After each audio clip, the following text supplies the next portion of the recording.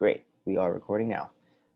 So, hi everyone. My name is Chris Lamb, and I am one of the co-founders and a co-director of Align, which is the Alliance for the Low Income and First Generation Narrative. This is the second of our series of interviews with people who were formerly first gen and or low income, who've quote unquote made it, who've entered the workforce and are starting careers and finding success. And this is just our way of picking their brains for some wisdom, especially in this time of uncertainty with coronavirus and everything else. And so for some context, before we introduce our guest today, I posted now like maybe 3-4 weeks ago on Latanya Reese-Miles' Empowering First Generation College Students Facebook group, asking people to give advice to their younger selves if they were going back to school this semester. And Julio's response about academic shame struck a chord in me. I've had a lot of those feelings when I was an undergrad, and as I'm starting grad school now, I want to be. I guess I want to know how can I guard against those feelings, or at the very least, how can I survive those feelings if they come up on me?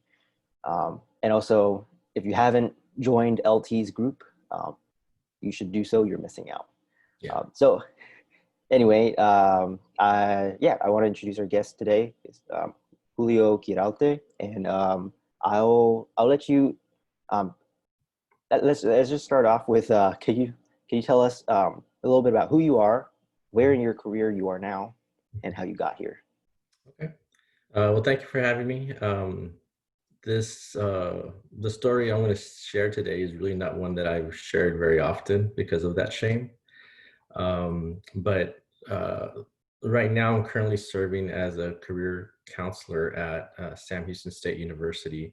Sam is a mid-sized university. We have about 22,000 students.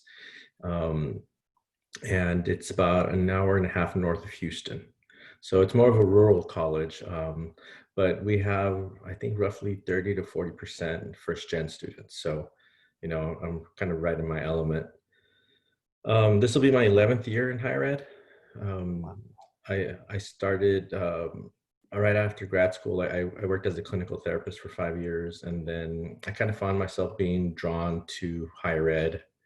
And I've never looked back. It's just, I love what I do. I love the work that I do. I love working with students.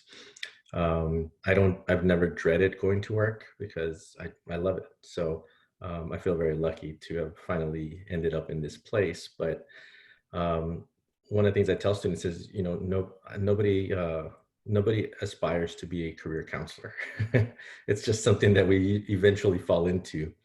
But I didn't even know what that was at 18. So it really wasn't a real opportunity or career aspiration for me. Mm-hmm. My story goes back to, I'm originally from El Paso, Texas. So we are literally the most Western thing in Texas. So when people talk about West Texas and talking about Odessa, it's like, no, that's not West. There's still about another 200 miles. That's where I grew up. Born and raised in Texas, and I was the oldest of 3 and the first one to go to college. My parents had been raised in Mexico, and they did technical school out of after their high school, but only my dad worked. He was a primary provider for us, and to this day he's still working. But growing up, the option was basically go to work or go to college. And there wasn't much guidance beyond that. So my dad being a diesel mechanic, I'd done that on the side with him, and I didn't like it. I didn't like being outside. I didn't like getting my hands dirty. So I was like, okay, it's going to be college. And I knew I wanted to be in healthcare. I wanted to hopefully make a lot of money, and I wanted to help people. Those were my 3 things that I wanted to focus on. And, without any real understanding for what's out there career-wise, I chose to just go for being a pediatrician. I like kids. I worked well with kids, and I thought, well, that makes a lot of sense. So I ended up going. I remember I applied to a few different schools. I got into two, but I decided to stay home at the University of Texas in El Paso because I was 17 when I graduated. I was one of those July babies, so I didn't feel like I was ready to go away. And UTEP was good, but I remember orientation, and I told them I want to be pre-med, and they said, okay, well, you're going to be a biology major. And that was it. There was no conversation about how are you in science? What about math? None of that. It was just, this is your route. Right. Well, I quickly found out it wasn't the right one for me, but I really didn't know what my options were. So first semester, I was on probation, and then the second semester I failed out. So after my first year in college, like I don't have 24 credits. I'm nowhere near that. Um, and I decided to work over the summer, go to community college, and then come back to UTEP once my GPA was high enough. But because I was in low, like remedial math, and I hadn't passed my first sciences, I couldn't progress in my degree plan. So I had to take other courses in order to boost my GPA. So I started this really bad tendency to take other courses to raise my GPA, but not really progressing in my degree plan. And so I would take 12 hours, 15 hours of liberal arts courses and do really well, but I wasn't doing set math or science. Mm. And I kind of did that for a couple of years, and I don't remember anybody saying, hey, like, what are you doing? Like, you're not on the right track as a biology major. But my GPA was good, so I felt like I was making some progress. And I eventually ran into a friend of mine he was a year ahead, and he had been accepted to medical school in Houston. And at that point, I had decided, medical school is probably not realistic for me. I've already been in school for a few years. I don't want to extend this. So I'm gonna maybe go for optometry. And Houston's the only optometry school in Texas. So when he told me he was coming to Houston, I was like, you know what? I'm looking at this being an option. Like, and he's like, yeah, come on. Like, we can be roommates. And so, like, fantastic. Now I know somebody. So back then, I didn't have a computer at home. So any computer usage was on campus. And I don't remember if filling out an application was an option online. This was probably 96, 95, somewhere around there.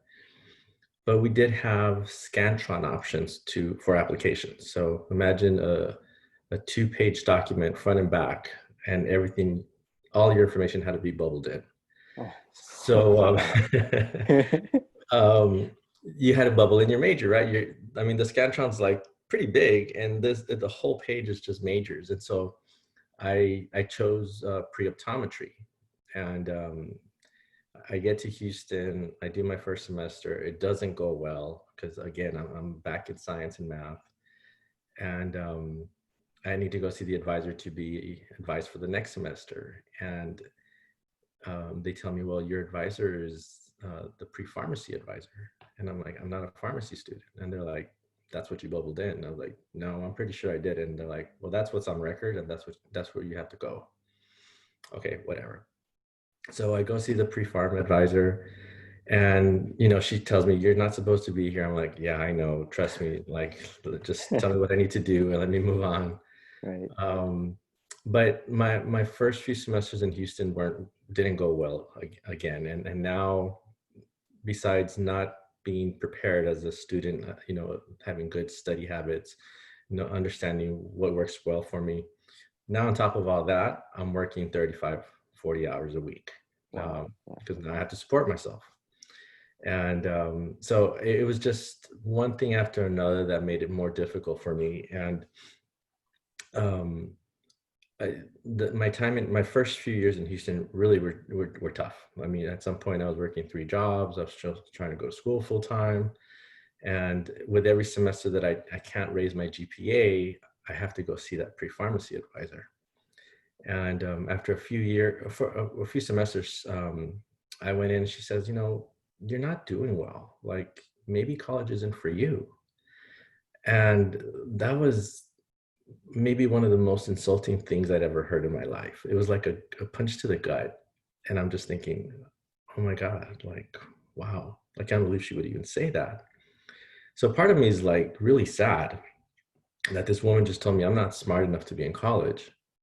And then there's another part of me that's like, screw you, lady. Like, I'm gonna show you. So I actually ended up taking about a year and a half off, and I worked, I paid off all my bills and got myself in a financial situation where I could work part-time and go to Mm. school, at least 9 hours. So I come back, I have a good semester, and I'm starting to notice that like the psych courses that I take, they come real easy to me. Like I understand the concepts, and I just didn't even know that people were doing research on these things, that there was terminology for these things that I understood naturally. So I'm like, okay, this makes more sense. I need to switch my major. And I did some research and I found out I could major in psych and then come back, post back to get my science and math. So I thought, well, that's the best way, but what else would I want to do? And when you're in psych courses, you start hearing about counseling and therapy and all these other things. And I thought, that sounds pretty cool. Like I can still help people, I can still be in healthcare, but I may not be making a lot of money. But okay, whatever. At this point, I just need to get out. So I have a good semester. I'm able to change my major, and good riddance. I never wanted to see that lady again. And the next couple of years, it was just a completely different experience. Studying something that I found interesting, like I wanted to keep reading. I couldn't wait to go to class. I loved talking to the professors. I was asking questions. I was raising my hand. It was such a different experience. And where my first 60 hours, I must have been at maybe a 2.1. My last 60 hours were well over 3. So at that point, I'm thinking, psych makes a lot more sense. And Mhm. so um, I remember having to call my dad. I didn't have to, but it was something I felt I had to do. And I needed to tell him, like, look, you've been telling people I'm going to be an eye doctor for God knows how long. I really need to tell you that that's not happening. So I, I was driving home and I called him and I said, hey, um, I just need to tell you that I'm going to change my major, and I'm probably not going to be an eye doctor, but I just thought you'd want to know. And he stayed real quiet, and he's like, okay, mijo, like, okay, son, like, if you think that's what's best for you, that's fine with us. And it was like this sense of relief, because all these years I had put it on me that I needed to take care of them. I Right. was the oldest. It was my responsibility to take care of them as they got older. And it was like this, it really was like a weight off my shoulder. And so, everything was changing at that point. I'd also met my wife. And so we were building a life together. A lot of things were going better. So my last semester, I decided, actually after my last final, I was going to go see that advisor, that pre-pharmacy advisor, and just show her. So I walk in to the office and I said, is Miss So and So here? And they're like, actually, no, she's out today. All right, fine. I'm like, all right, I'll be back, because at this point I know I'm going to get another degree. So I think I took about a year off, and I decided I was going to apply to graduate school and pursue the professional counselor route. Mhm. I had done some investigating, and I didn't want to do the school counseling. Um, but my GPA is like a 2.6 or 2.7, and the minimum is a 3. So I apply anyway. I worked on campus, and I've been working there for a couple of years. So I hoped that would count for something. Right. And not really understanding what that process is like. I'm just doing what I know that I should do and hoping that it works out well for me. I get a call and they say, we'd like to bring you in for a group interview. And I'm like, yeah, fantastic. And part of me is dreading it because I'm an introvert, and I'm afraid that I'm not going to stand out in a group interview, right? I feel like Right. I'm already less than everybody who's in there. And I realized I'm actually out of town for a job, or for my work. I'm going to a conference. My time at U of H, I was working in the College of Optometry. So I had chosen to surround myself by the people who were doing the work that I wanted to do. Wow. And um, at this point, I'm getting to a point where like I'm a coordinator for research projects. You know, I'm kind of involved in some pretty big stuff. The weird thing is that I'm older than the students, so you know, there's that dynamic of I don't feel like I'm as smart as you guys, and then you're younger than me. And everybody I work with knows that I want to be an optometrist, but you know, academically, I'm not doing well, and I'm probably never going to get in. So I have all that going on at the same time. But I call back the admissions people and I tell them, you know, I can't make it. I have to. I'm out of town. And they're like, okay, well, you'll just have to do a one-on-one. So I'm like, God, I don't know what's worse. So I ended up going in. They actually called me back and they said, can you come in today? And I'm just Oh. like, um, yeah, of course. So I tell my boss, hey, I'll be right back. I'll go do my graduate admissions I'll be right interview. back. um, Met this really nice professor. She actually turned out to be my advisor once I got in, but she asked me, I think, 3 questions. I walked out, I called my wife, I was like, it's done. I think it went well. I have no idea, but I did get in, and it was a great experience. Graduate school was a great experience. You know, there was 35 of us. We all were really close. To this day, I still have friends from that cohort. Um, Graduate school, I think I finished with a 3.8. And Wow. so now this idea that I'm a bad student, that I'm dumb, that I'm not good enough is completely dispelled, right? And I was voted the most outstanding student. So it's just like this other feeling in academics that I've never felt before, you know?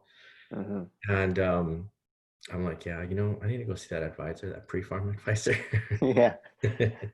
So this time I made an appointment, and I remember getting there, and her office was in a hallway. So I'm sitting outside her office, and she peeks her head out, and she like says Julio, and she smiles, and I'm like, why is she smiling? Like, I'm here to like rip into her and tell her like she's the worst person ever. So I go and she sits down. She's like, it's so good to see you, and how are you? How are things? I'm like totally put off by her friendliness, and I tell her, you know, I don't know if you remember what you told me a few years ago, but I just really kind of wanted to come here and tell you something. And I paused and I said, thank you. And there's a part of me that's like, what the hell was that? Like, that's not what you wanted to say. And I was like, thank you for calling me out on my really my shit. Like how bad I was doing. Thank you for holding a mirror to my face and making me realize I wasn't doing I wasn't doing well enough, and I wasn't doing the right things to put me in a position to do well. Um, she was the only person other than my wife who knew how bad it had been. I never told my roommates. I never told anybody at work or friends. I was too embarrassed to tell them that I was doing really poorly in school. Um, and we had a really nice conversation, you know, and it went in a completely different direction that I had planned, What a but it twist. felt very natural. Yeah. So, you know, I was very grateful for what had happened over the last few years, and I was lucky enough that I was able to secure employment like 30 days after I graduated, and it went well. Clinical therapy went well, but I started working with a lot of teenagers, and a lot of teenagers who were dealing with truancy issues. So I would talk to them about giving college an opportunity, and that's really where the seed was planted. And Mm-hmm. so my first job was as an academic advisor, and with all my experiences, I felt like I can't let somebody else do that. So when somebody would come in and say, I want to be an engineer, and they're starting with ninth grade level remedial math, it wasn't my job to say, you can't do it. My job was to tell them, this is what it's going to look like. This is how many math courses you're going to have to take every semester, every 2 summers, in the mini. Like, this is what it's going to take for you to graduate with calculus 2 in 2 years. And this is the level that you'll need to be performing at. You can't afford a C. It has to be an A or B. Right. And when I laid it out like that, it was up to them to decide how much they were going to work for it. Because if they didn't do well, we were going to have a conversation about, well, how many more times are you going to do this? Because now you're already a semester behind. And so I always left it up to them to decide. And then we talk about plan B. And I started to notice what we know about first gen is that we all have these really limited ideas of what jobs we can get, and feel like I have to pursue this route, the engineering route, the accounting route, or the medical route, the biology route. Right. But Otherwise, what else is there? yeah, exactly. And it was just, it felt so good to be that person for those students. It was my way of giving back. Mm-hmm. So yeah, like I said, this is the 11th year in higher ed, and I love it. Right now, I'm solely focused on career counseling. So I'm still involved with the first gen initiatives. This last spring, we actually we facilitated a presentation for first gen students on financial planning. So it was geared towards seniors, and we brought in an HR specialist and a financial planner, and we said, these are the kind of things that you want to be thinking about, because what we know about first gen students is that a lot of them go home and all of a sudden they're the breadwinners. They're the ones who make the most money in the home. So they're not doing a lot to secure their financial futures. So we kind of introduced that idea. And so that's going to be something that we do every year from now on. Wow, that was a story. Yeah. Yeah, you had me like a couple times, especially with that counselor twist. Like, Mm-hmm. yeah, I mean, what if that counselor was in that day? Mm-hmm. When you like tried to tell her off the first time. Um, yeah, I wonder how that conversation would have went. Yeah, I don't know. I mean, I besides the shame, like there was a lot of anger on my end because, I wasn't doing well. And, as I look back on it, the reality was I should have, at some point, I should have been old enough to say, what is it that I need to change? Right. It's not to say that I expected other people to do things for me, but I just didn't know. And I didn't know who I could call, and I didn't know who I could ask. I had a couple of cousins who were probably like 4 or 5 years older than me and who graduated from college. Both were engineers. So, the engineering mindset is very different. And when you know what you want to do and you could do it and do it well, it's hard to explain to other people what they need to do better, because Mhm. what you did, it works well for you. So why can't anybody else do it? Their best advice was, don't go to the student union, where they have the food and the games. And, I of course I didn't listen. But for me, that shame that we talked about earlier it was really just from not doing well, and just holding on to it, not really being able to talk to anybody about it. Like Right. every bad semester was just another brick in the bag that I was carrying over my shoulder, that was burdening me, that wasn't allowing me to progress.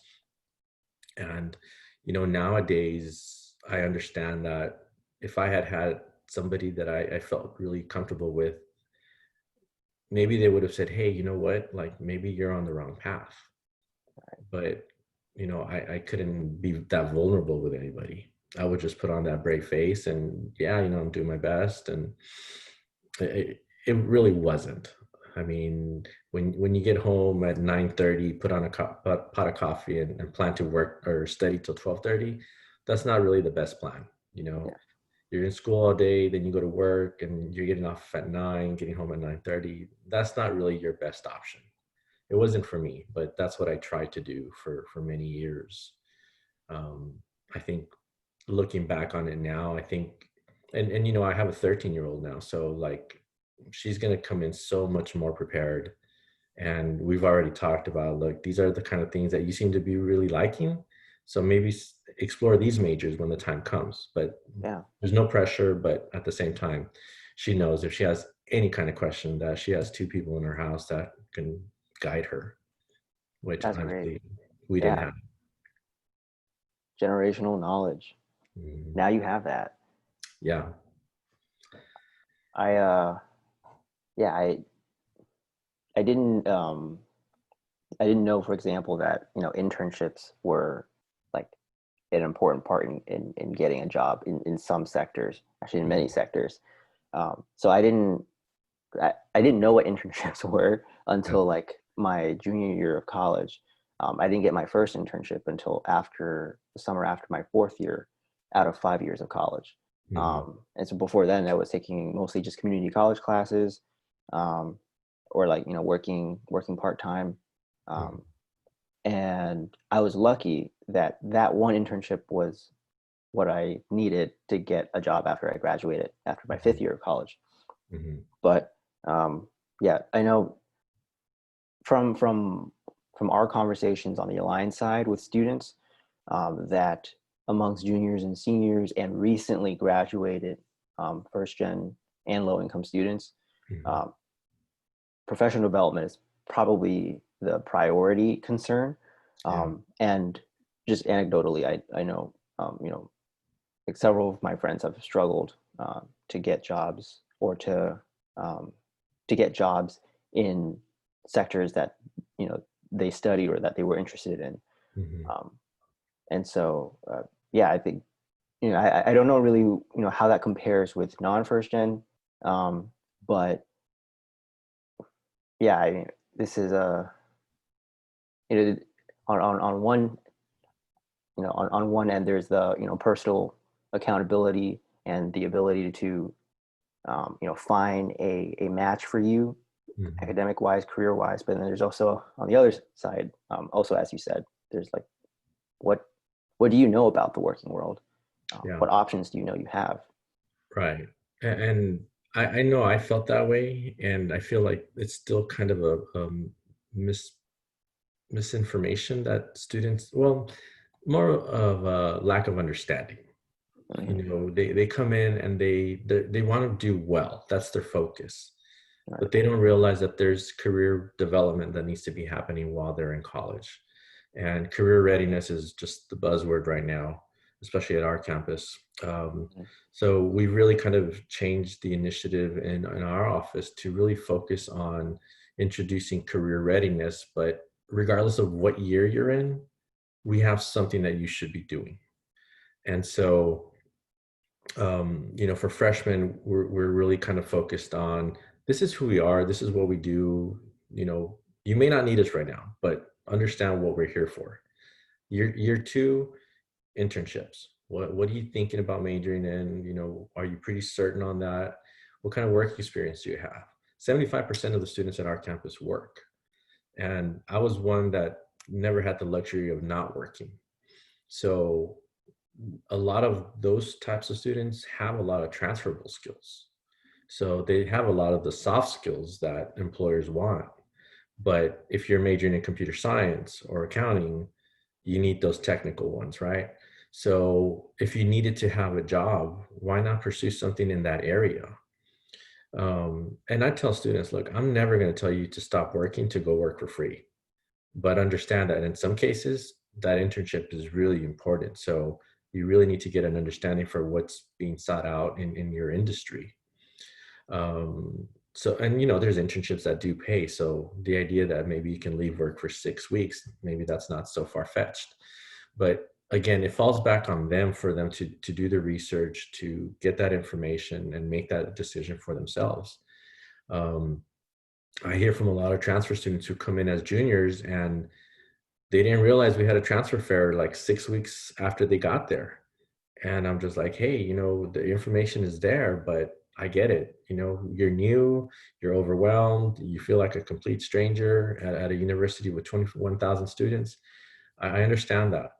But these are the kind of things that you need to be aware of, because there's a lot of people on this campus who are trying to do things for you, but it does take it is still part of your responsibility to step into that role or step into that place. So um, a lot of times we're doing catch up with transfer students. on internships, on resumes, on interviewing skills. Um, and we want to make sure that they're just as successful. But a lot of times when you come from a community college, they're not doing a lot of that career development because they know that what community college students want is the transfer courses. Just give me the bare minimum to move on. I don't really need your associates, which is it's unfortunate, but it's just the reality of how most young adults look at community colleges. Yeah, I'm going to apologize for the lawnmower sound outside my window. But so this is kind of a leading question. This is kind of a leading question. So you talked about, okay, so yeah, I actually kind of want to spin the narrative on its head, or at least play with the idea of spinning the narrative on its head. I don't know if it's possible to do this. It's on a case by case basis. But do you think there were elements of your first gen or low income experience that played a role in helping you overcome your feelings of shame around your academics? Uh, you know, El Paso is the kind of place where you can get by without a whole lot. And for me, going home was never an option. I just I could not, I would not allow myself to envision myself going back, because I could get a job and I'd probably be okay, be able to raise a family and do all that. But that's not what I wanted. I didn't know what I really wanted, but I knew what I didn't want. And so when for us, we had what we needed, but we didn't have the luxuries. And so I think through all the hardship that I endured, especially in Houston, I was kind of used to not having a whole lot, so I was okay with just getting what I needed and moving on from there. Um, there was times where it was a little embarrassing, right? Because I'm hanging out with my roommate, who all of his friends are medical students. They graduated from places like Rice and Vanderbilt and UT, and I'm like, well, I'm still in general biology. But financially, you could see that their loans, or maybe the money that their families can provide, they're okay. They're doing okay. They got nice cars. I wasn't in that situation. So as long as I wasn't comparing myself, then I was perfectly comfortable in my own skin. But that took a while to understand and really get comfortable with. I really just had to focus on myself. But when you're dealing with the socioeconomic burden, when you're dealing with low academics, low bad grades, you got the imposter syndrome. um, I came from a place that's 75% Hispanic to, ultimately what turned out to be one of the most diverse universities in the United States. There was a lot of factors there that really made me wonder if I was making the right decision. But what I always fell back on was, I don't want to go home, and I'm used to not having a whole lot, so I just need to make it one day at a time. And ultimately, once the degree plan changed and I was doing better, then I felt a lot more comfortable in my own skin. So, I think when I think about students who maybe don't have as much or are low income, what I tell them is, look, like, this is temporary. You have the ability, you have the freedom right now to decide what major you're going to choose. And you're going to decide, are you going to pursue something that you love and see what opportunities come from that? Or are you going to go pursue something that maybe you feel is going to provide better money in the future? It may be hard, but if you can do it, fantastic. And I can tell you that, I can think about a few different Hispanic women, female students, who've come in and said, I'm a math major, but I think I want to switch to psych. And I'm like, why? You know? And I love my psych degree. I don't let people badmouth my psych degree. But, if you have the ability to do math, that's about a $50,000 difference annually in salary that you're going to be making. So if you get a C in calculus 2, fine, move on. You made it. Go ahead and move on. You're gonna be fine. But don't switch to something because maybe there's a part of you that is the feeler, the helper. There's ways to help, and this was the conversation I had with that one student. Like, she could be a financial planner with a math degree. She can go become a financial planner and help people plan for their futures. You're still helping, but you're just helping people who have money to plan. And there's still ways to get those needs met. But the conversation I have with them is really like, this is temporary. If you could just do the work and get by one semester at a time, you'll finish. And then once you're done, the world is yours. So I think that's the main thing that I want students to remember, is that, yeah, this is hard, and let's look at the academics, but let's also see what's happening outside of school. Because if you're working 40 hours and trying to take 15 hours, it's going to be hard. But does it have to be that way? So it's really a individual based. You take it one individual at a time to see what's their situation and see what we can do to help them be successful. Yeah, I think one thing that would have been really helpful for me, heading into, honestly, like even in the very beginning of college, when I was like, deciding what major I was gonna pursue, is like a map of like a mapping of majors to careers, not just possible careers that like maybe once during your K through 12 experience, like some career counselor from outside came in and said, like, here are some careers, and it's a list of 30 and that's it.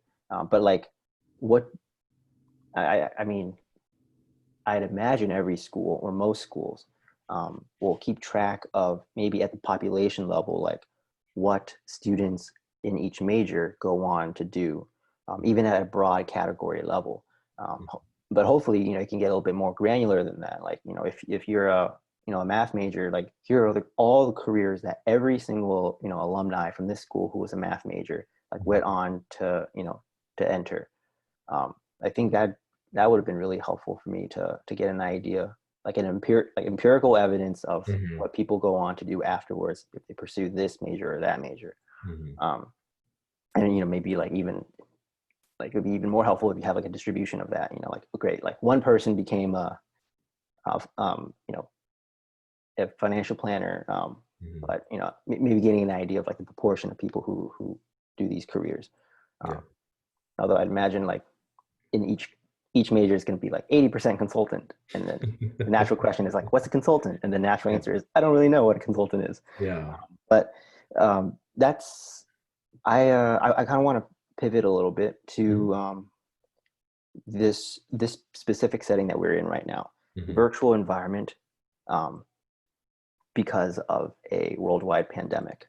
Hmm. Um, in this situation, what career advice would you give to a student um, who is now facing um, this additional variable in Hmm. their job or internship search? Yeah. So this has been my work this summer in talking to students about the internships that got pulled away from them, the jobs that aren't there. Um, I think the main thing I tell them is patience. Um, I had somebody tell me when I graduated, like, what's the rush? You're going to be working for the rest of your life. And it kind of put it in perspective that, maybe I don't need to rush into that bad job just for the sake of getting a job. Um, the reality is that there's a lot of work out there. Um, it may not be at the big corporate companies that we're all familiar with, but there's work. And so the benefit that graduating seniors or new alumni have is that they're entry level, so employers can bring them on at a low cost. So when I worked with students this summer, we're able to find a lot of opportunities for them. But you know, the the world of work, the job searches, it takes time. It's almost a full-time job. So, it's hard to do if you're still balancing school and trying to look for work. For those who have finished, it's still a lot of time that and energy that goes into looking for jobs. And then once you identify work that you're interested in, you have to have specific resumes for each one. So you cannot have a general resume that you would just send to everybody or send 5 times within a company. So that takes a lot of time and energy. But what I tell students is, especially the ones who have graduated, like, this is going to take a little bit of time. Don't stress out. Give yourself, 4 hours a day where you can dedicate yourself to this. And at the end of the fourth hour, walk away and go do something for yourself. If it's hanging out with friends or exercising, whatever. For the interns, that one's a little bit tougher because there's a third party now that is responsible for bringing them on, and we don't have a lot of control with that. So a lot of our students have been lucky enough to get micro internships that they're able to do through Zoom, which is better than nothing. But like I said, a lot of our students actually work. So the challenge there is just looking at the resumes and seeing if there's transferable skills. So we educate students on evaluating the job descriptions to see if there's something that we could take from there to put on their resume, so that we can get their resumes through the applicant tracking systems. But with the pandemic, I think the main thing is really just to be patient. And one of the things that I did was the last 3 positions that I've had leading up to this, I strategically planned on how to get that job. I knew that I was going to relocate. I knew that, my first job out of clinical therapy, it was at a wonderful place. I love that place. They didn't have a full-time position for me, but there was another college nearby who did. And as much as I would have liked to have stayed at that first one, I understood that the next one was going to give me a lot more experience. And at that point, I knew that it was very possible that we were going to be moving to the north side of Houston. And so to be a better applicant, I needed to diversify my resume. So I took that other position. And when I left there, I was already thinking about the next job. So I worked a year at a university, and then I went on to a community college that's where I targeted. That's where I really wanted to be, 5 years earlier. And so everything that I had planned on worked out. But there I was only working as an academic advisor. And then I really wanted to get back just to strictly counseling. And so that's when I moved to my current employer. But what I tell students is, look, you may have a goal of joining, a corporation A, or, whatever that employer is, but they may not have an opportunity for you. So what's plan B and what's plan C? Because those two may not be the dream job, but if they're in the same industry, you're building a resume to give yourself an opportunity for plan A. And so, I was just helping a student last week. He wants to go into public affairs, I think, for the government, but he didn't have experience in that area. So we identified a position where he's actually going to be if he gets it, he'll be doing public relations for a provost of a university in Houston. It's like, that's where you want to be able to transition to governmental affairs. So what do we need to do to help you get this position, and then build a resume there for 3 to 5 years, so that you can then make it easier for you to move. And so again, first gen, we're not thinking about those kind of strategies to get to where we want to go. And so if you don't have the work experience, and maybe you can't do that internship, then those kind of jobs might make more sense to you when you first get out. We have a lot of employers who, they're small businesses, and they understand, we can take on your new graduates, we can give them the experience, but we can't pay them for being here too long. So they're going to leave us, and we're okay with that because we'll just bring in a new batch of recent grads. Right. So you have employers who understand that their budget creates that scenario for them. And so we want to show students that those are opportunities for them. You answered my second to last question, which was how, like, what planning did you have to do to get to where you are now? Um, so I guess Yeah, we can just go to our last question. yeah. Well, Unless there's anything, yeah, anything more you want to add before that. even when I was in school, knowing that I wanted to be an optometrist, I chose to pursue an opportunity at the College of Optometry, thinking I'll be in the environment, it'll keep me unmotivated. Hopefully it'll help with admissions because I'll know people, and Mm, it was a good plan, right? But I just wasn't making the grades.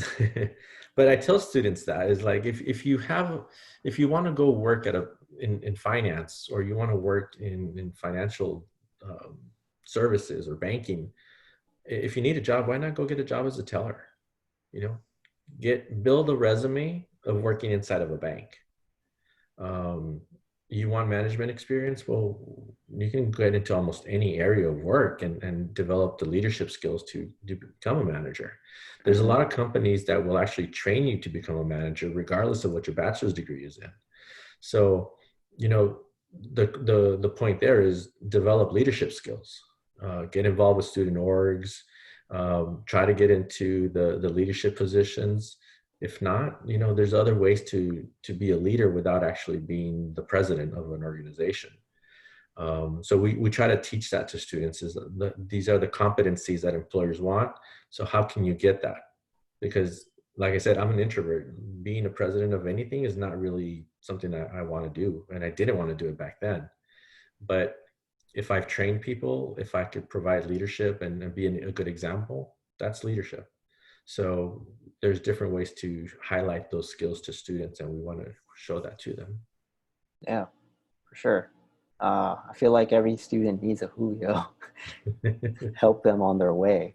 And it could, it could at least benefit from that advice. So thank you.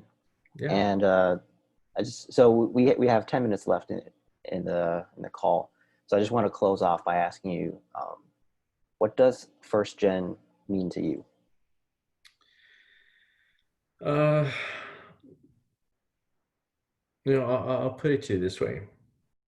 Um, I was working with a student at orientation a few years ago, and um, he came in with his mom, dad, and his younger brother. And he said, I want to be an accountant. Well, in Houston, like, we're always hiring accountants. Like, yeah, there's always a job for an accountant. So I'm like, okay, that's fantastic. Um, the dad was like, how much is it going to be? And I'm like, well, and he pulls out like this wad of cash, right? Because he wanted to pay cash. And I'm like, no, you don't pay me. Like, there's a tip jar if you want, but like, you don't have to pay me. You pay the bursars. It was a Hispanic family. You could tell, like, they worked outdoors. They just very humble folks. But I tell the family, well, it's so much per class, and the little boy is like, oh, that's 850, and I'm just like, wow, like, these people must have some math skills. Um, so as I started talking to the student, like, I had this image of a family who maybe didn't have much, but if he made it to be an accountant, he was going to be able to probably make more than his dad.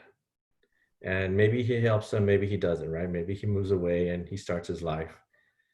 He gets into a better paying position. Now he's got a different set of friends. He meets somebody else who also makes that kind of money. And now all of a sudden they go from, a low income neighborhood to maybe low end of middle class. But now their children are being raised in a different environment. And they now have parents who've graduated from college. So those kids are coming in with different cultural capital.